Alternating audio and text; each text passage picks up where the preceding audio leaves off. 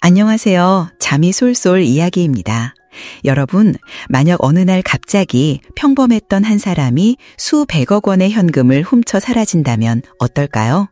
오늘 여러분께 들려드릴 이야기는 바로 역사상 가장 대담하고 또 어딘가 허술했던 한 남자의 인생을 건 범죄 실화입니다. 사건의 전말과 그 누구도 예상치 못했던 놀라운 반전이 여러분을 기다리고 있으니 꼭 끝까지 함께 해주세요. 1997년 10월 5일 일요일 아침 7시 15분 미국 노스캐롤라이나주 샬럿 경찰서에 한 통의 전화가 걸려옵니다. 전화를 건 여성의 이름은 토미겐. 그녀는 경찰에게 자신의 남편 데이비드가 전날 출근한 뒤로 집에 돌아오지 않았다고 말했습니다. 남편과 전혀 연락이 닿지 않아 너무 걱정된다며 경찰에게 확인을 부탁한 것이었죠. 데이비드는 미국 동부 해안에서 가장 빠르게 성장하는 금융 중심지 중 하나인 샬럿시의 로미스 파고라는 회사에서 근무하고 있었습니다. 매일 수억 달러가 오가는 이 도시에서 로미스는 은행에 현금을 보관하고 운송하는 전문 업체였죠. 신고를 접수한 경찰은 즉시 데이비드의 직장으로 달려갔습니다. 현장에 도착한 경찰은 회사 정문 밖에 주차된 데이비드의 트럭을 발견했습니다. 그런데 보호 울타리에 자물쇠가 잠겨있지 않았습니다. 경찰이 안으로 들어가 보니 창고로 들어가는 문 또한 활짝 열려 있었죠. 뭔가 아주 이상한데 직감한 경찰은 즉시 본부에 연락해 지원 병력을 요청했습니다. 동시에 회사 관리팀에도 연락을 취해 대체 무슨 일이 벌어지고 있는지 파악하려 했었습니다. 신고를 접수한 경찰은 즉시 데이비드의 직장으로 달려갔습니다. 현장에 도착한 경찰은 회사 정문 밖에 주차된 데이비드의 트럭을 발견했습니다. 그런데 보호 울타리에 자물쇠가 잠겨있지 않았습니다. 경찰이 안으로 들어가 보니 창고로 들어가는 문 또한 활짝 열려 있었죠. 뭔가 아주 이상한데 직감한 경찰은 즉시 본부에 연락해 지원 병력을 요청했습니다. 동시에 회사 관리팀에도 연락을 취해 대체 무슨 일이 벌어지고 있는지 파악하려 했었습니다. 창고 관리자인 데이비드 간트가 직접 현금고를 털고 있었기 때문입니다. 도난당한 돈은 연방은행 소유였기 때문에 이 사건은 중대한 연방 범죄에 해당했습니다. 즉시 FBI가 현장으로 급파되었죠. 창고의 모든 열쇠가 감쪽같이 사라져 회사 직원들조차 창고에 들어갈 수 없는 상황이었습니다. 결국 그들은 용접공을 불러 문을 부수기로 했습니다. 하지만 이곳은 견고한 현금 보관 창고였기에 가장 숙련된 기술자조차도 문을 여는데 몇 시간이 걸렸습니다. 창고 문이 열리기를 기다리는 동안 경찰은 사건에 대한 정보가 거의 없다는 것을 깨달았습니다. 그들이 아는 것이라곤 창고 관리자인 데이비드 간트가 막대한 양의 현금과 함께 사라졌다는 것, 그리고 회사 소유의 장갑차 한 대도 없어졌다는 사실뿐이었습니다. 경찰은 정확히 얼마의 돈이 사라졌는지, 데이비드가 단독으로 범행을 저질렀는지, 공범이 있는지, 그가 범인인지 아니면 협박을 받은 피해자인지조차 알 수 없었습니다. 데이비드는 도주한 걸까요? 아니면 납치된 걸까요? 혹시 이 창고 안에 갇혀 있는 것은 아닐까요? 너무나 많은 질문들이 꼬리에 꼬리를 물었습니다. 하지만 데이비드는 창고 안에 없었습니다. 사실 창고 안에는 아무것도 없었습니다. 그들의 눈앞에 펼쳐진 것은 텅 빈 공간뿐이었습니다. 무게로는 약 1300kg, 총액은 1700만 달러가 넘는 현금이 증발해버린 겁니다. 1997년에 1700만 달러는 현재 가치로 환산하면 약 3200만 달러, 우리 돈으로는 무려 400억 원이 넘는 어마어마한 금액입니다. 400억 원이라니 정말 상상도 안 되는 거금이죠. 이 돈의 대부분은 20달러짜리 지폐였습니다. 도시의 ATM 기기에 채워질 예정이었기 때문에 지폐에는 어떠한 표시도 없었고 일련 번호도 연속적이지 않았습니다. 이것은 범인이 경찰 바로 앞에서 이 돈을 사용하더라도 이게 불법적인 돈인지 절대로 추적할 수 없다는 것을 의미했습니다. 경찰은 단서를 찾기 위해 창고를 샅샅이 뒤졌지만 아무것도 발견하지 못했습니다. 그들은 데이비드가 남기고 간 트럭을 수색하기 시작했습니다. 그리고 차 안에 보관함에서 그의 결혼 반지를 발견했습니다. 결혼 반지는 매우 소중한 물건이고 보통의 기혼자라면 항상 손에 끼고 다니기 마련입니다. 데이비드 역시 그랬죠. 그런데 왜 그는 결혼 반지를 차에 남겨두고 떠난 걸까요? 어쩌면 아내와의 모든 관계를 끊고 새로운 인생을 시작하겠다는 일종의 증표는 아니었을까요? 경찰은 데이비드의 주변 인물들을 조사하기 시작했고 가장 먼저 그의 아내인 토미겐을 만났습니다. 토미겐은 사건이 일어나기 전까지 데이비드에게서 어떤 이상한 낌새도 느끼지 못했다고 말했습니다. 그녀는 부부가 신용카드 빚 때문에 허리띠를 졸라매며 절약하며 살고 있었다는 사실도 인정했습니다. 하지만 토미겐은 자기 남편은 마음이 여리고 겁이 많은 사람이라며 이런 엄청난 일을 저지르도록 분명히 누군가에게 협박을 받았을 것이라고 굳게 믿었습니다. 루미스 파고 창고에서 $1,700만 이상이 도난당했다는 이야기는 순식간에 대중과 언론에 엄청난 관심을 끌었습니다. 경찰은 전국에 수배령을 내리고 데이비드와 사라진 돈을 찾기 위해 모든 인력을 동원했습니다. 사건 소식과 데이비드의 얼굴 사진은 온 사방에 도배되었습니다. 수사관들은 공항과 버스터미널 같은 주요 교통거점의 검문을 강화했고 시민들에게는 아주 작은 정보라도 좋으니 제보해달라고 호소했습니다. 경찰은 현금의 양이 워낙 막대해서 범인들이 이 돈을 옮기기 위해 반드시 대형 트럭을 사용했을 거라고 확신했습니다. 수사관들은 모든 렌터카 회사를 샅샅이 뒤졌지만 그 어떤 단서도 찾을 수 없었죠. 사실 이 루미스 파고 회사에서 이런 대담한 사건이 일어난 건 처음이 아니었습니다. 1997년 플로리다 잭슨빌에서 페리스라는 이름의 창고 직원이 무려 $1,800만 넘는 현금을 훔쳐 달아난 적이 있었거든요. 당시 경찰은 그가 공공임대창고에 숨겨뒀던 돈을 모두 찾아내는 데 성공했습니다. 노스캐롤라이나 경찰은 데이비드 역시 이 사건을 모방했을 가능성이 있다고 생각했습니다. 그래서 FBI 요원들까지 동원되어 모든 임대창고를 샅샅이 뒤졌지만 이번에도 허사였습니다. 수사는 완전히 막다른 골목에 부딪힌 것 같았죠. 마치 데이비드와 $1,700만 공기 중으로 증벌해버린 것만 같았습니다. 하지만 경찰은 데이비드가 그렇게 쉽게 사라질 리 없다고 확신했습니다. 설령 공범들이 돈을 독차지하기 위해 그를 해쳤다 하더라도 $1,700만 거액이 흔적도 없이 사라질 수는 없는 노릇이니까요. 분명 누군가는 이 돈을 어딘가에 숨기거나 흥청망청 쓰고 있을 겁니다. 경찰은 사건이 발생한 주말 이후 의심스러운 활동이 있었는지 예의주시하기 시작했습니다. 하지만 이마저도 쉽지 않았습니다. 사건이 일어났던 당시 샬럿시에서는 대규모 자동차 경주대회가 열리고 있었거든요. 전국 각지에서 수십만 명의 인파가 도시로 몰려들어 사람들의 출입을 관리하는 것조차 어려운 상황이었습니다. 그러던 중 사건 발생 이틀 만에 마침내 첫 번째 희소식이 들려왔습니다. 월요일 오후 한 남성이 잔디를 깎다가 버려진 루미스 파고의 트럭 한 대를 발견한 겁니다. 그곳은 루미스 파고 창고에서 약 16km 떨어진 외딴 지역이었죠. 트럭은 안에서 잠겨 있었고 루미스 파고 직원들 역시 아직 열쇠 꾸러미를 찾지 못한 상태라 경찰은 트럭을 통째로 견인해와서 강제로 문을 열어야만 했습니다. 자물쇠를 부수고 트럭 문을 여는 순간 그들은 눈앞에 펼쳐진 광경에 경악을 금치 못했습니다. 트럭 안에는 소액권 현금 다발이 가득했고 무려 $330만 달하는 돈이 그대로 남아 있었습니다. 또한 경찰은 루미스 파고 보안실에서 사라졌던 감시 카메라 테이프 2개, 회사 소유의 권총 1자루, 그리고 금고 열쇠 2세트도 함께 발견했죠.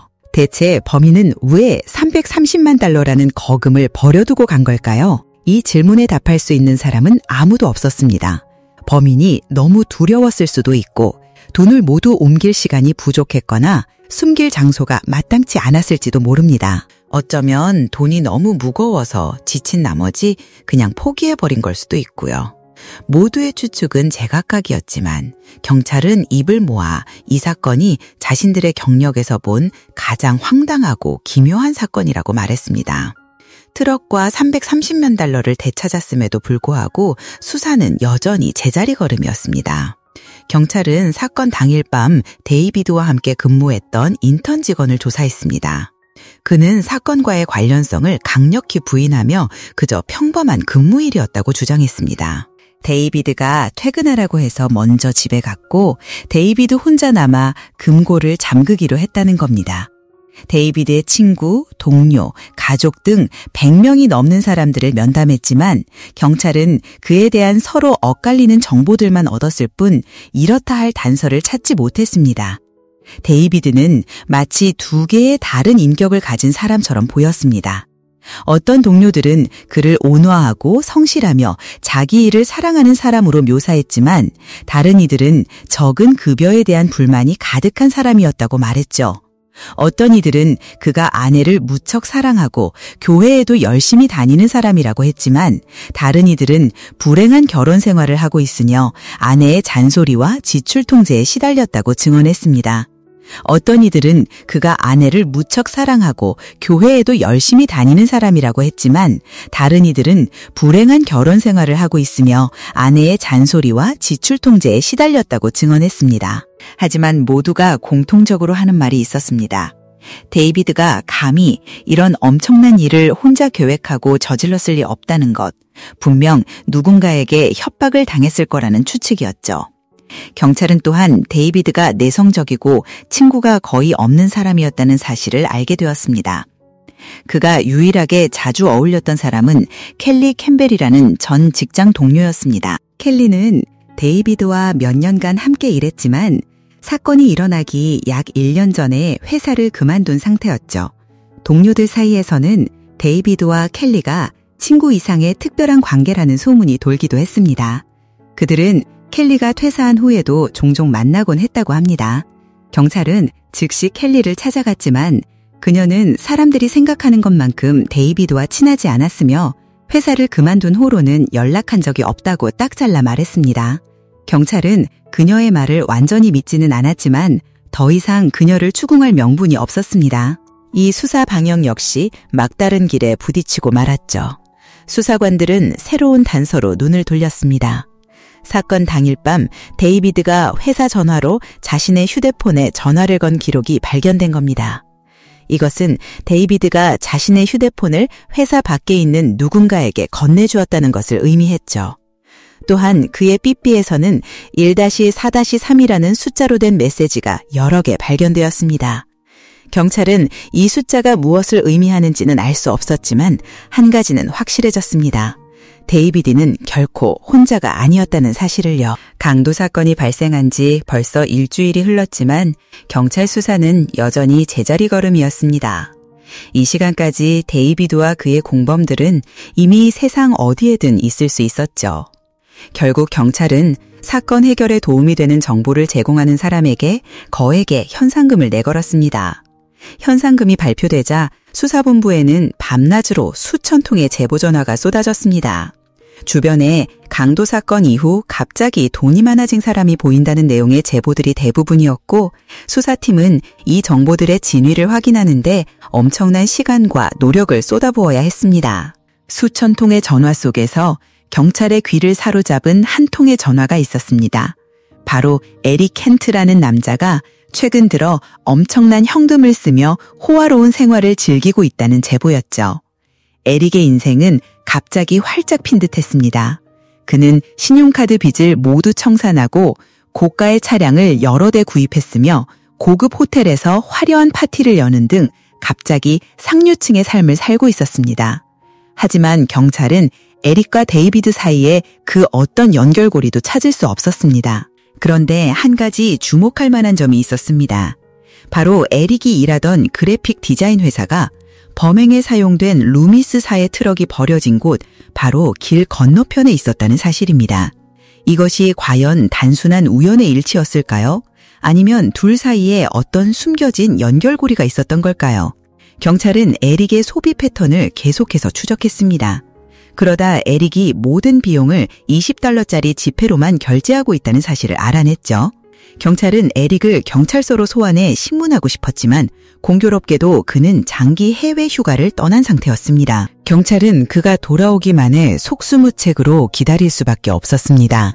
그러던 중 또 다른 유력한 제보가 들어옵니다. 한 부부가 도시 곳곳의 부동산을 싹쓸이하고 있다는 것이었습니다. 그 부부의 이름은 스티브와 미셸 챔퍼. 이들이 사들인 집 중에는 샐러드시티에서 차로 15분 거리에 있는 부촌의 대저택도 포함되어 있었습니다. 스티브와 미셸 챔퍼 부부가 경찰의 의심을 산 데에는 여러 이유가 있었습니다. 첫째, 불과 16주 전만 해도 이 부부는 트레일러에서 살고 있었습니다. 두 사람 모두 2년 동안 이렇다 할 직업도 없었는데 갑자기 하루아침에 돈벼락이라도 맞은 듯 엄청난 부를 과시하기 시작한 겁니다. 둘째, 이들은 수백만 달러에 달하는 저택을 포함한 모든 것을 오직 현금, 그것도 전부 $20짜리 지폐뭉치로만 지불했습니다. 미셸은 주변 사람들에게 남편이 은퇴한 프로 미식축구 선수라고 말하고 다녔습니다. 하지만 몇 블럭 떨어진 것을 사는 한 이웃은 동네 남자들 중 그의 이름을 들어본 사람이 아무도 없었다고 증언했죠. 강도 사건 발생 몇 주 후 스티브 챔퍼는 술집에서 다른 손님과 시비가 붙어 쫓겨난 적이 있었는데 이때 분을 이기지 못하고 경호원들을 해고해버리겠다며 $400,000짜리 술집을 통째로 사버리겠다고 협박까지 했습니다. 스티브와 미셸 부부가 매우 의심스러웠지만 경찰은 이들을 체포할 만한 결정적인 증거를 확보하지 못했습니다. 경찰이 할 수 있는 일이라고는 그저 기다리면서 이들을 계속 주시하는 것뿐이었습니다. 경찰은 또한 은행의 의심스러운 현금 거래 내역을 조사하기 시작했습니다. 하지만 이것은 수천 건의 보고서를 일일이 훑어보며 사건과 관련 있을 만한 정보를 걸어내야 하는 그야말로 시간과 인내심을 요하는 작업이었습니다. 그리고 마침내 경찰의 노력이 결실을 맺기 시작합니다. 강도 사건 발생 며칠 후 미셸 챔퍼가 현금이 가득 든 여행 가방을 들고 은행에 나타나 신고서를 작성하지 않고 입금할 수 있는 최대 금액이 얼마냐고 직원에게 물었던 겁니다. 스티브 역시 다른 은행에서 거액의 잔금을 개인 금고에 입금하는 모습이 포착되었죠.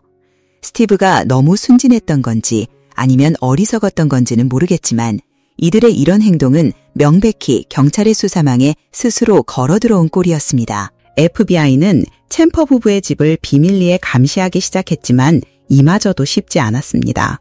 이곳은 주민들 대부분이 서로 알고 지내는 작은 동네라 낯선 차량과 수상한 남자들은 금방 눈에 띄고 의심을 사기 쉬웠기 때문입니다.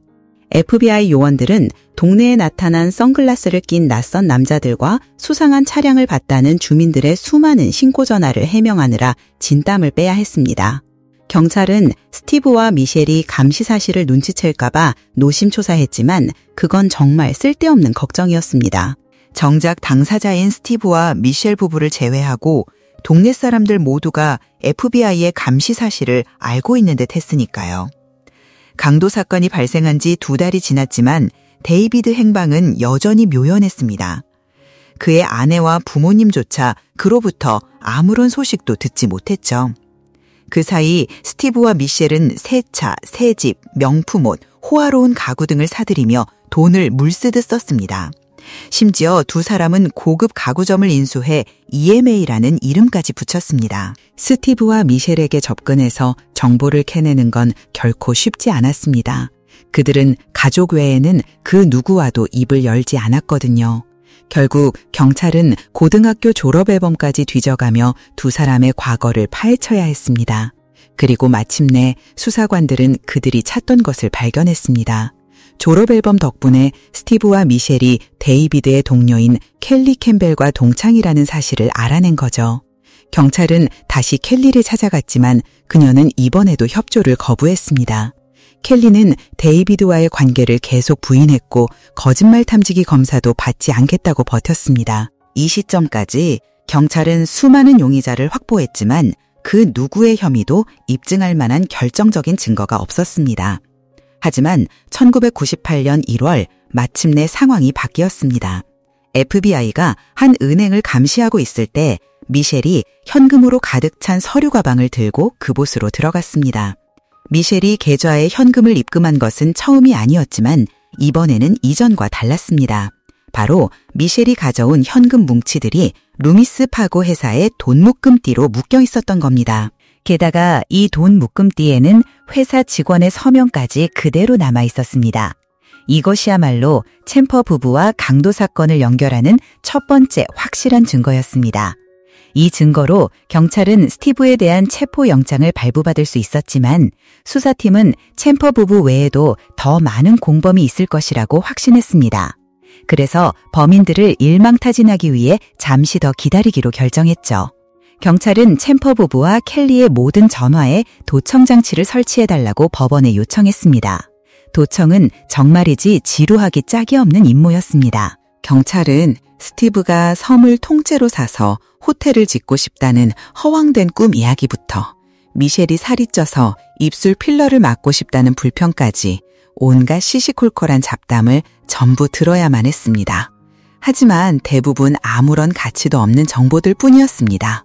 몇 주간의 도청 끝에 경찰은 이 방법이 효과가 없다고 판단하고 거의 포기하기 직전이었습니다. 바로 그때 켈리 캠벨로부터 전화가 걸려왔습니다. 켈리는 스티브에게 방금 데이비드로부터 전화가 왔다고 말했습니다. 데이비드가 또 돈이 필요하다고 했다는 겁니다. 요원들은 깜짝 놀랐습니다. 데이비드가 돈이 떨어져 켈리에게 돈을 보내달라고 애원하는 것처럼 보였기 때문이죠. 몇 달 전에 $1,700만 훔친 사람이 어떻게 벌써 돈이 다 떨어질 수 있었을까요? 스티브는 켈리에게 더 이상 기다릴 수 없으며 데이비드를 영원히 그리고 완전히 처리해버릴 때가 왔다고 말했습니다. 스티브는 이미 마이크를 비롯한 여러 조직원들을 고용해 데이비드를 처리할 준비를 마쳤다고 덧붙였습니다. 하지만 한 가지 문제가 있었습니다. 켈리가 데이비드와 통화는 했지만 그가 어디에 있는지는 모른다는 것이었죠.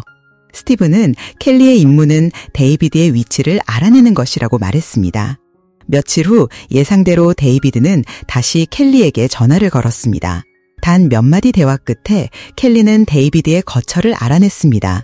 그는 멕시코의 코스멜 호텔에 머물고 있었습니다.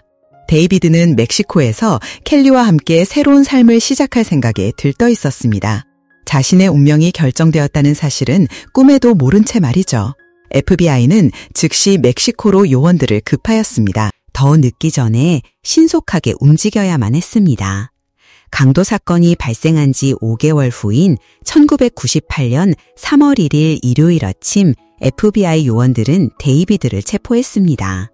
데이비드는 놀란 기색 없이 오히려 안도의 한숨을 내쉬는 듯 보였습니다. 그는 조용히 경찰을 따라 노스캐롤라이나로 돌아오는 비행기에 몸을 실었습니다. 데이비드는 가난한 노동자 계층 가정 출신이었습니다. 그는 항상 성실하게 일했고 잔업도 마다하지 않았지만 적은 월급으로는 하루 벌어 하루 사는 빠듯한 생활을 겨우 이어갈 뿐이었습니다. 데이비드의 일은 거액의 현금 다발을 보관하고 은행으로 옮기는 것이었습니다. 매일 산더미 같은 현금을 만졌지만 씁쓸하게도 그의 주머니에는 단 한 푼도 없었습니다. 데이비드 부부는 항상 절약하며 살아야 했고 무언가를 살 때마다 몇 번이고 망설여야만 했습니다. 한편 켈리와 데이비드는 근무 시간 외에 가끔 만나곤 했습니다. 데이비드는 켈리에게 호감을 느끼고 있었지만 두 사람 사이에 선을 넘는 일은 없었습니다. 그러던 어느 날 켈리는 데이비드에게 키스를 하더니 회사 창고에서 돈을 훔치는 것에 대해 어떻게 생각하냐고 물었습니다. 켈리는 데이비드가 이 범행을 실행할 완벽한 사람이며 두 사람이 원하는 어디에서든 원하는 방식으로 살 수 있을 거라고 속삭였습니다. 그녀는 돈을 숨겨주고 데이비드의 도피를 도와줄 조직에 친구가 있다고도 했습니다. 세 사람이 돈을 3등분하면 한 사람당 최소 $500만 이상을 갖게 될 것이라고 말이죠. 처음 이 말을 들었을 때 데이비드는 충격에 빠졌습니다. 그는 수년간 회사에서 일했지만 돈을 훔치는 것은 상상조차 해본 적이 없었으니까요. 데이비드는 그저 농담이라고 생각하며 웃어넘겼습니다. 하지만 어찌된 일인지 켈리의 말은 데이비드의 머릿속을 계속 맴돌았습니다. 9월의 어느 날 데이비드는 자신이 지고 있는 카드빚을 갚으려면 꼬박 30년이 걸린다는 사실을 깨달았습니다. 아내가 복권을 사는데 돈을 낭비했다고 잔소리하는 동안 데이비드는 짜릿한 결심을 내렸습니다. 그는 켈리에게 전화를 걸었죠. 데이비드는 회사의 운영 방식에 주목하기 시작했습니다. 특히 약점을 파고들었죠. 루미스 파고는 최첨단 보안 기술을 갖추고 있었지만 인력은 항상 부족했습니다. 그 덕분에 데이비드는 혼자서 회사의 모든 창고, 트럭, 사무실에 열쇠 꾸러미 2개를 모두 관리할 수 있었습니다. 데이비드는 창고에서 돈을 훔치는 것이 아주 쉽다는 것을 깨달았습니다. 하지만 문제는 그 돈을 가지고 어떻게 탈출하느냐였습니다. 데이비드는 FBI의 수사 과정을 연구하기 시작했습니다. 그는 대부분의 수사가 사건 발생 지역을 중심으로 이루어지다가 점차 주변 지역으로 확대된다는 것을 알게 되었죠. 경찰이 공항, 기차역, 버스터미널을 주시할 것이기 때문에 그의 계획은 최대한 빨리 그리고 최대한 멀리 도망치는 것이었습니다. 이를 위해서는 위조 여권과 국외로 나가는 비행기표가 필요했습니다. 놀랍게도 공범임에도 불구하고 데이비드는 스티브를 한 번도 만난 적이 없었습니다. 그는 오직 켈리를 통해서만 스티브와 연락을 주고받았죠. 스티브는 범행 후 돈을 처리하기 위해 자신의 패거리를 만들었습니다. 이 패거리에는 스티브의 사촌인 벤 스포츠와 그의 친구 에릭 그랜트가 포함되어 있었습니다. 스티브는 범행에 가담하는 대가로 각자에게 10만 달러를 주겠다고 약속했습니다. 스티브는 데이비드를 위한 위조 여권도 준비했습니다. 모든 준비는 끝났습니다. 1997년 10월 4일 데이비드는 출근을 위해 집을 나섰습니다.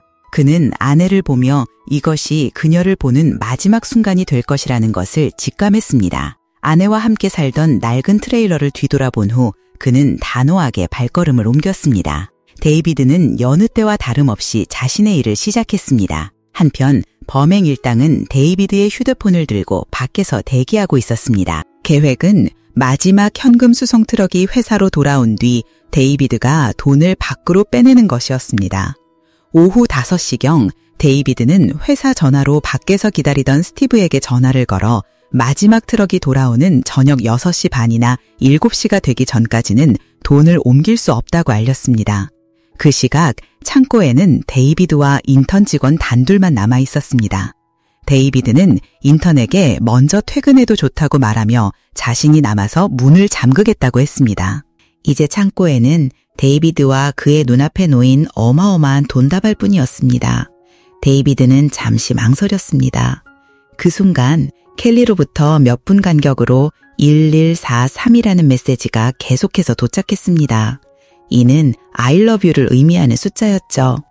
FBI라 생각했던 것처럼 복잡한 암호가 아니었던 겁니다. 데이비드는 그 많은 돈을 회사 트럭으로 옮기는데 거의 1시간이 걸렸습니다. 그는 경비실 캐비넷에 있던 보안 카메라 테이프 2개를 제거했지만 다른 캐비넷에 3번째 카메라가 있다는 사실은 전혀 알지 못했습니다. 데이비드는 서둘러 스티브와 켈리가 기다리는 약속 장소로 차를 몰았습니다. 그의 심장은 미친 듯이 뛰었고 온몸은 흥분으로 가득 찼습니다. 태어나서 이런 짜릿함은 처음 느껴보는 것이었습니다. 하지만 약속 장소에 도착했을 때 그곳에는 켈리와 그녀가 말했던 친구뿐만 아니라 다른 2명의 남자가 더 있었습니다. 패닉에 빠졌지만 데이비드는 아무것도 묻지 않았습니다. 일단 도망치는 것이 우선이었으니까요. 데이비드는 낯선 남자 중 한 명에게 트럭 열쇠를 넘겨주고 켈리의 차에 올라탔습니다. 그는 급하게 3만 달러 정도의 돈다발 하나만 챙겼을 뿐이었습니다. 하지만 데이비드가 떠난 후 남겨진 강도들은 큰 문제에 부딪혔습니다. 트럭 열쇠가 무려 200개가 넘는 다른 열쇠들과 함께 하나의 꾸러미에 묶여 있었던 것입니다. 그들은 미친 듯이 열쇠를 찾기 시작했지만 당황할수록 일은 더 꼬여만 갔습니다. 결국 에릭은 돌멩이를 집어들어 차문을 부수려고 했지만 그가 잊은 사실이 있었죠. 이 트럭은 총알도 뚫지 못하는 현금 수송용 장갑차라는 것을요. 한편 데이비드와 켈리는 공항을 향해 최대한 속력을 내 달리고 있었습니다. 수백만 달러를 손에 넣은 두 사람은 천국 같은 삶이 눈앞에 펼쳐질 것이라는 생각에 흥분을 감추지 못했습니다. 하지만 그토록 치밀한 계획을 쓰었음에도 데이비드는 그 많은 현금을 어떻게 비행기에 가지고 탈지에 대해서는 전혀 생각하지 못했습니다. 그때 켈리가 기지를 발휘해 스타킹을 사서 그 안에 돈을 가득 채워 넣었습니다. 스티브의 일당으로 다시 돌아가 보겠습니다. 한참을 헤맨 끝에 그들은 마침내 트럭 열쇠를 찾아냈습니다. 문을 열자 그들은 눈앞에 펼쳐진 어마어마한 돈의 양에 입을 다물지 못했습니다. 태어나서 그렇게 많은 돈은 처음 봤기 때문이죠. 하지만 감탄도 잠시 그들은 정신을 차리고 움직여야 했습니다. 스티브는 돈을 담기 위해 커다란 파란색 통 3개를 가져왔지만 돈이 너무 많아 3개의 통으로는 턱없이 부족했습니다. 결국 그들은 액수가 적은 지폐 뭉치들은 포기하고 트럭을 버릴 장소를 찾아 떠나야 했습니다. 한편 데이비드와 켈리는 컬럼비아 공항에 도착했지만 또 다른 큰 문제에 직면하게 됩니다. 범행에 대해 너무 많이 이야기하느라 정작 가장 중요한 비행기표를 예매하는 것을 깜박한 것입니다. 공항에 도착하고 나서야 두 사람은 멕시코로 가는 비행기가 없다는 사실을 깨달았습니다. 결국 그들은 멕시코행 버스를 타야만 했습니다. 멕시코 땅을 밟은 데이비드는 그야말로 호화로운 생활을 만끽하기 시작했습니다. 그는 최고급 레스토랑에서 식사를 하고 가장 사치스러운 호텔에 머물렀죠. 수백만 달러를 손에 쥔 기분은 정말이지 그 무엇과도 바꿀 수 없이 짜릿했습니다. 하지만 데이비드는 한 가지 중요한 사실을 잊고 있었습니다. 그에게는 수백만 달러가 없다는 것을요. 그가 가져온 현금 3만 달러는 하루가 다르게 줄어들었고 몇 달 후 데이비드는 공범들에게 전화를 걸어 돈을 보내달라고 애원해야만 했습니다. 그는 5만 달러를 원했지만 스티브는 부하인 마이크를 통해 고작 8천 달러만 보냈을 뿐입니다. 그 순간 데이비드는 자신이 칼날을 쥔 쪽이라는 것을, 즉 완전히 잘못된 선택을 했다는 것을 깨달았습니다. 그는 현상 수배범 신세였고 더 비참한 것은 훔친 돈을 단 한 푼도 받지 못할 수도 있다는 현실이었습니다. 데이비드는 매일을 불안과 초조함 그리고 분노 속에서 보냈습니다. 그러던 어느 날 한 남자가 데이비드의 방문을 두드리며 말했습니다. 당신을 처리하라는 명령을 기다리는 사람들이 많으니 팁이나 좀 벌기 위해 알려주러 왔다고 말이죠. 데이비드의 두려움은 극에 달했습니다. 그는 곧바로 호텔을 옮기고 가명을 사용해 방을 예약했습니다. 하지만 데이비드는 여기서 치명적인 실수를 저지르고 맙니다. 바로 켈릴에게 자신이 머무는 호텔 이름을 말해버린 것이죠. 처음부터 끝까지 데이비드는 켈리를 굳게 믿고 있었고 두 사람의 관계가 사랑이라고 착각했습니다. 하지만 분명한 것은 켈리는 단 한 번도 데이비드를 사랑한 적이 없었고 멕시코로 건너가 그와 함께 살 생각은 추호도 없었다는 사실입니다. 결국 켈리의 배신으로 챔버스 부부와 그녀를 포함한 강도단의 다른 조직원들 모두 얼마 지나지 않아 체포되었습니다. 경찰은 강도단 일원들로부터 현금 100만 달러 이상을 회수했습니다.